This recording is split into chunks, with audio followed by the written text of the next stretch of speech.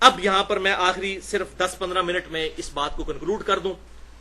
جو منکرین حدیث جو ہیں حدیث شفاعت کو نہیں مانتے، وہ کہتے ہیں جی قرآن میں تو ہے شفاعت کسی کی اللہ تعالیٰ کے اختیار میں، اور آپ کہہ رہے ہیں جی یہ ساروں کو بخشوا لیا جائے گا، یہ قرآن کے خلاف ہے شفاعت بالوجاہت کا عقیدہ. تو بھائیو، ہم شفاعت بالوجاہت کا عقیدہ رکھتے بھی نہیں ہیں، ہم شفاعت بالاذن کا عقیدہ رکھتے ہیں، اور قرآن اس کی طرف ہمیں مائل کرتا ہے. یہ منکرین قرآن ہے جو شفاعت کی حدیث کو نہیں مانتے. ہاں، جن کا دھونس والی شفاعت کا عقیدہ ہے وہ واقعی قرآن کے خلاف ہے، وہ کوئی نہیں ہے. قرآن میں آپ نے دیکھ لیا، یہ حدیث بخاری مسلم کی سن لی کہ اللہ تعالیٰ میرے لیے حد مقرر کرے گا، پھر میں اور حد مانگوں گا، پھر حد مقرر کرے گا. پھر باقی روایتوں میں بخاری مسلم میں آتا ہے کہ رائی کے دانے کے برابر بھی ایمان ہوگا تو اللہ تعالیٰ کہے گا اس کو بھی نکال لو، لیکن اللہ تعالیٰ بتائے گا، اذن اللہ کا ہوگا. حضور صلی اللہ علیہ وسلم کوئی معاذ اللہ زبردستی یا دھونس کے ساتھ کسی کو نہیں نکالیں گے، نہ یہ عقیدہ ہے اہل سنت میں سے کسی کا، نہ کوئی حدیث اس کو سپورٹ کرتی ہے. لہٰذا منکرین حدیث کو ہم جواب دے سکتے ہیں جو ہم الحمدللہ صحیح حدیث پر عمل کرنے والے لوگ ہیں. ان کی دلیل یہ آیت ہے، لیکن بےمانی ہے کہ اس کے ساتھ دوسری آیت ہے وہ پڑھتے نہیں ہیں. یہ ریفرنس آپ کا 14 نمبر سورۃ البقرہ کی آیت نمبر 254 اور 255.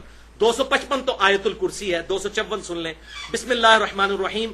یا ایھا الذین آمنوا انفقوا مما رزقناکم من قبل، اے ایمان والو اللہ کی راہ میں خرچ کرو اس کے دیے ہوئے مال میں سے، اس دن سے پہلے، من قبل ان یاتی یوم، کہ وہ دن آ جائے قیامت کا، لا بیع فی، جس میں کوئی تجارت، کوئی فدیہ نہیں قبول کیا جائے گا، ولا خلۃ، اور نہ کوئی دوستی کام آئے گی، ولا شفاعۃ، اور نہ کوئی شفاعت کام آئے گی، والکافرون هم الظالمون، اور کافر ہی ہیں ظالم. تو یہ کیٹاگوریکل ڈینائی آیا ہے کہ کوئی شفاعت کام نہیں آئے گی. لیکن ایکسیپشن اگلی آیت میں آ گئی کہ یہ کس شفاعت کی نفی ہو رہی ہے کہ دھونس کے ساتھ کوئی نہیں سفارشی ہو سکتا کہ جی اللہ جی منو پتا ہے انہوں میرے والے کرو نا ذرا، میں آپ دیکھنا اس کو، تسی سائڈ دے ہو. یہ نہیں ہوگا. اس کو اللہ نے کہہ دیا کہ کوئی شفاعت نہیں ہوگی. شفاعت بالوجاہت کو 0 سے ملٹیپلائی کر دیا. اب اگلی آیت آیت الکرسی میں کیا آیا؟ من ذا الذی یشفع عندہ الا باذنہ، کس کی جرت ہے کہ اللہ کے حضور کسی کی سفارش کر سکے سوائے اس کے اذن سے. تو اذن کے ساتھ سفارش کر سکتا ہے، اور وہ آپ سے صرف اذن مانگیں گے نا، دعا کریں گے، سجدے میں گریں گے، اللہ ہم سکھائے گا، پھر کہیں گے یا اللہ شفاعت کروں، پھر اللہ اجازت دے گا کہ اتنوں کی کر لے، یہ حد ہے. اور وہ حد یہ نہ سمجھے گا کہ جی 500 بندہ کر لو، نہیں، وہ بتایا جائے گا جس کا ایمان اس لیول کا ہے. تو جو اس کیٹیگری میں فال کرے گا وہ اللہ نے ڈیفائن کرنا ہے، حضور صلی اللہ علیہ وسلم نے نہیں ڈیفائن کرنا. وہ جتنے بھی یعنی کہ جتنے بھی آپ 70 نمبروں والے ہوں گے وہ سارے نکال لیے جائیں گے. یہ نہیں ہے کہ حضور صلی اللہ علیہ وسلم کوئی 70 والا نکالیں گے، ساتھ ایک 30 والا بھی نکال لیں گے اپنی مرضی سے، نہیں، 30 والے کی بھی باری آئے گی وہ اگلی بار میں. تو یہ اللہ حد مقرر کرے گا ود رسپیکٹ ٹو ان کے ایمان کے لیول کے. شفاعت بالاذن، لہذا منکرین حدیث ہم پر اعتراض نہیں کر سکتے. الحمدللہ قرآن میں آ گیا. اور آخری ریفرنس نمبر 15 سورۃ النبا آیت نمبر 38. یوم یقوم الروح والملائکۃ صفا، وہ قیامت کا دن ہوگا کہ تمام فرشتے اللہ کے حضور صف بنا کر کھڑے ہو جائیں گے اللہ کے ڈر کی وجہ سے، اور روح قدس یعنی جبریل بھی. لا یتکلمون الا من اذن لہ الرحمن، کسی کی جرت نہیں ہوگی کہ اللہ کے ساتھ بات بھی کر سکے کسی کے بارے میں سوائے اس شخص کے کہ جس کو اللہ نے اذن دیا ہوا ہے. وہ کون ہے؟ میرے اور آپ کے محبوب صلی اللہ علیہ وسلم. الا من اذن لہ الرحمن وقال صوابا، اور جس کو اذن دیا ہے وہ بات بھی پھر سیدھی کرے گا، سچی بات کرے، ہٹ کے نہیں. اس بات کو بھی سمجھ لیں. سفارش کیوں کی جاتی ہے؟ آپ کے محلے میں کسی شریف آدمی کو پولیس پکڑ کے چلی گئی، آپ تھانے دار کے پاس جائیں گے، کہیں گے جی میں اس بندے کو ذاتی طور پہ جانتا ہوں، یہ بڑا شریف آدمی ہے، آپ کے کان کسی نے غلط بھر دیے ہیں، تو یہ سفارش کی جاتی ہے نا، تو وہ چھوڑ دیتے ہیں. اب اللہ تعالیٰ کو کہہ سکتا ہے یا اللہ جی یہ بندہ تجھے غلط پھڑیا ہے، منو پتا بڑا چنگا بندہ ہے، یہ وہ چیز ہے. اللہ تعالیٰ آپ نے غلط پکڑ لیا ہے، مجھے پتا ہے صحیح بندہ نہیں، یہ وہ چیز ہے. من ذا الذی یشفع عندہ الا باذنہ، اور کس کی جرت ہے کہ وہ اللہ سے سفارش کر دے کسی کی؟ وہ اللہ کو سب کچھ پتا ہے سوائے اس کے کہ اللہ اس کو اذن دے. اب اس کو میں نے مینوپولیٹ کیا ہے. یہ آیات اور بخاری اور مسلم کی حدیثیں ان آیاتوں میں بالکل فٹ ان بیٹھتی ہیں کہ شفاعت بالاذن ہے، دھونس اور وجاہت کے ساتھ نہیں ہے. لہذا یہ سمجھ لیں اس کو دنیا سے ایک مثال کہ شفاعت کا کانسیپٹ کیا ہے. مجھے بڑے لوگ کہہ رہے تھے آپ کلیئر کریں، کافی حد تک کلیئر ہو گیا. اب اس ساری گفتگو کے بعد جو ہماری ہو چکی تقریباً 1.5 گھنٹے کی، یہ معاملہ بالکل کلیئر ہو گیا. تو بھائیو شفاعت کا کانسیپٹ جو میں نے سمجھا ہے الحمدللہ ان دلائل کی روشنی میں آپ کو کلیئر کر دیتا ہوں آج کے دور کی مثال سے. مثال کے طور پر کسی کالج میں پرائز ڈسٹریبیوشن سیریمنی ہو جس میں پوزیشن ہولڈر بچوں کو انعام دینا ہو, تو کیا ہوتا ہے کہ کالج کا پرنسپل کسی کو مہمان خصوصی بلاتا ہے. کسی ریٹائرڈ ٹیچر کو بلا لیا, کسی عالم کو بلا لیا, کسی M N A M P A کو بلا لیا, جس کو بھی اپنے شوق کے مطابق.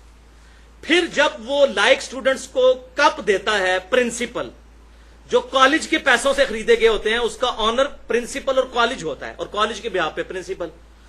وہ کپ جو ہے خریدے انہوں نے, سب کچھ مینج انہوں نے کیا, لیکن مہمان خصوصی کے ہاتھ سے دلوائے جاتے ہیں. اب کتنا بیوقوف ہے جو یہ سمجھے کہ اس مہمان نے یہ کپ دی ہے. کسی کو وہم بھی نہیں آتا.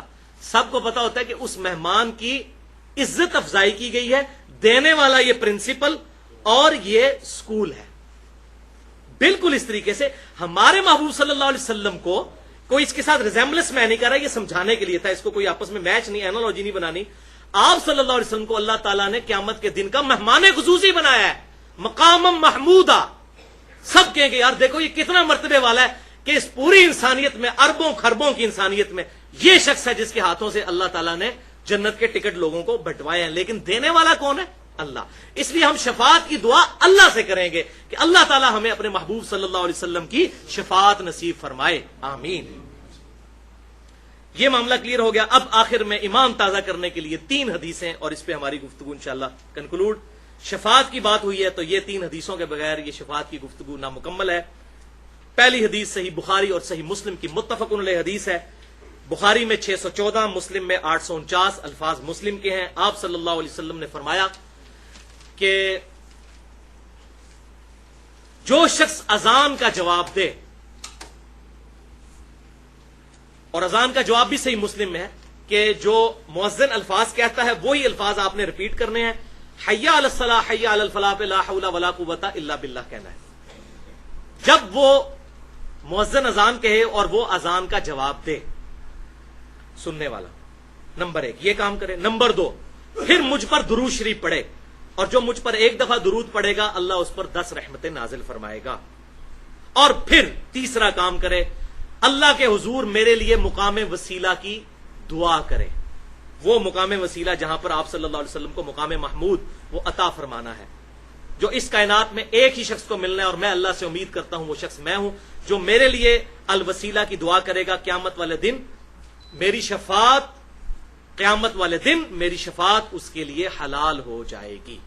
تو اس کو میں نے کہا ہے آپ صلی اللہ علیہ وسلم کی شفاعت حاصل کرنے کا وظیفہ, اذان کا جواب, درود شریف, اور پھر الوسیلہ والی دعا جو صحیح بخاری میں موجود ہے.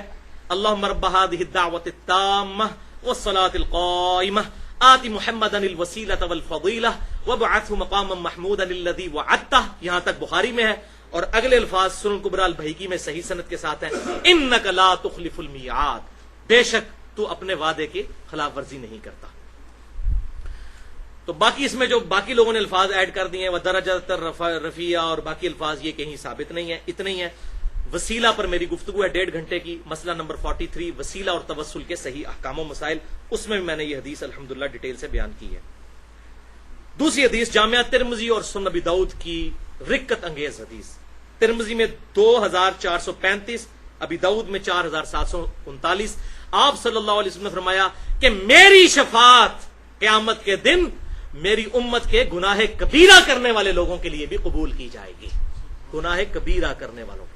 اور الحمدللہ آج بھی جو مسجد نبوی میں ریاض الجنہ والی سائڈ پہ ممبر شریف ہے نا, ممبر شریف کی جو بیک سائڈ ہے خانہ کعبہ کی طرف, اس پہ یہ حدیث عربی میں لکھی ہوئی ہے. اس دفعہ بھی الحمدللہ جب حاضری ہوئی تو میں نے وہ حدیث پڑھی تو میری آنکھیں اشک بار ہو گئیں کہ آپ صلی اللہ علیہ وسلم کو اللہ تعالیٰ نے کتنا بڑا مرتبہ دیا ہے کہ میری شفاعت میری امت کے گناہ کبیرہ کرنے والے لوگوں کے لیے بھی اللہ تعالیٰ قبول کرے گا الحمدللہ.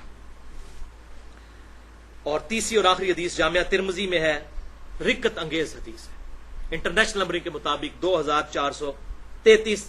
سیدنا انس بن مالک کہتے ہیں یا رسول اللہ صلی اللہ علیہ وسلم کیا میری بھی شفاعت قیامت والے دن آپ کریں گے؟ میں نے آپ کی اتنی خدمت کی, آپ کے ساتھ رہا, 10 سال تک حضور کو وضو کروایا، بچوں کی طرح آپ صلی اللہ علیہ وسلم کے ساتھ رہے. تو آپ صلی اللہ علیہ وسلم فرمایا انی فاعل، بے شک میں تیری شفاعت کرنے والا ہوں. اب انہوں نے آگے اپنی ریکویسٹ رکھ دی. صحیح جن کا نا وہمیار، وہم نکالا کہ یا رسول اللہ صلی اللہ علیہ وسلم آپ میری شفاعت تو کریں گے، لیکن میں قیامت والے دن آپ کو کہاں تلاش کروں؟ اللہ، اتنی مخلوق ہوگی، میں آپ کو کیسے ڈھونڈوں گا؟ تو آپ صلی اللہ علیہ وسلم فرمایا تم پل صراط پہ مجھے تلاش کر لینا، جہاں سے آپ صلی اللہ علیہ وسلم اپنے گناہگار امتیوں کو گزار رہے ہوں گے. رب سلم امتی، رب سلم امتی، رب سلم امتی. اے اللہ میرے امت کے لیے سلامتی، میری امت کے لیے سلامتی. انس بن مالک نے عرض کیا اللہ کے رسول، اگر میں پل صراط پہ آپ کو نہ پاؤں تو پھر میں کہاں تلاش کروں؟ تو آپ صلی اللہ علیہ وسلم نے فرمایا کہ پھر مجھے میزان عمل پہ تلاش کر لینا، جہاں میرے امتیوں کے نامہ اعمال تولے جا رہے ہوں گے، مجھے وہاں دیکھ لینا. انہوں نے عرض کیا اللہ کے رسول صلی اللہ علیہ وسلم اگر آپ وہاں بھی نہ ہوئے تو آپ صلی اللہ علیہ وسلم نے فرمایا پھر تم مجھے حوض کوثر پہ تلاش کر لینا، جو بخاری اور مسلم میں حدیث ہے کہ آسمان کے ستاروں کے برابر اس کے کٹورے ہیں، جو حوض کوثر اللہ تعالیٰ نے اپنے محبوب صلی اللہ علیہ وسلم کو عطا فرمایا. اور بخاری اور مسلم کے متفق علیہ حدیث ہے، آپ صلی اللہ علیہ وسلم فرمایا جو میرے حوض سے ایک دفعہ مشروب پی لے گا کبھی پیاسا نہیں ہوگا. جنتی پیاس کی وجہ سے نہیں مشروب پیئیں گے، لذت کی وجہ سے پیئیں گے. تو مجھے حوض کوثر پہ تلاش کر لینا. پھر انہوں نے عرض کیا اللہ کے رسول صلی اللہ علیہ وسلم میں اگر حوض کوثر پہ بھی آپ کو نہ پاؤں تو میں کہاں تلاش کروں؟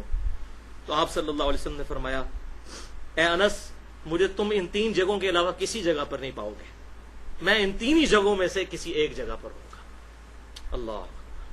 تو آپ صلی اللہ علیہ وسلم اپنے امتیوں کے لیے کہاں کہاں پر جا کر اپنے رب کے حضور دعا کر کر کے، سفارش کر کے اور اپنے امتیوں کی خیر خواہی فرما رہے ہوں گے انشاءاللہ تعالی.